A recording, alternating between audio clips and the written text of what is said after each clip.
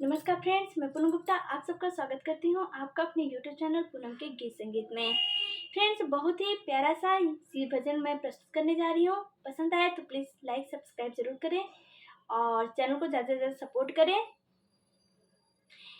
ए जी हथवा दुखाला मुहवा हो जाला मलिन, ए जी हथवा दुखाला मुहवा हो जाला मलिन, मंगवादी भोला जी, मंगवादी भोला जी, भंगिया पीसे के मशीन, मंगवादी भोला जी, भंगिया पीसे के मशीन।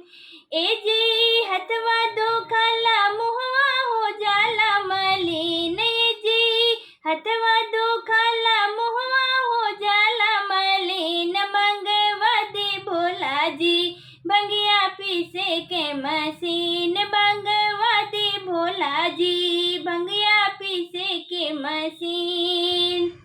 तोड़ी तोड़ी भंगिया भोला हाथवा दुखाइले, तोड़ी तोड़ी भोला भंगिया हाथवा दुखाइले, पीसी पीसी भंगिया भोला बहिया पिरइले, पीसी पीसी भंगिया भोला बहिया पिरइले।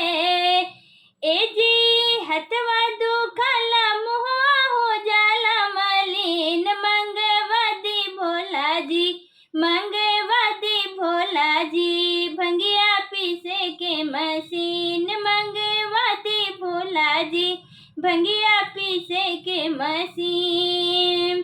भंगिया के देख भोला आवेला रोवाई, भंगिया के देख भोला आवेला रोवाई, कैसे के पीसी भंगिया हमसे ना पिसाई, कैसे के पीसी भोला भंगिया ना पिसाई।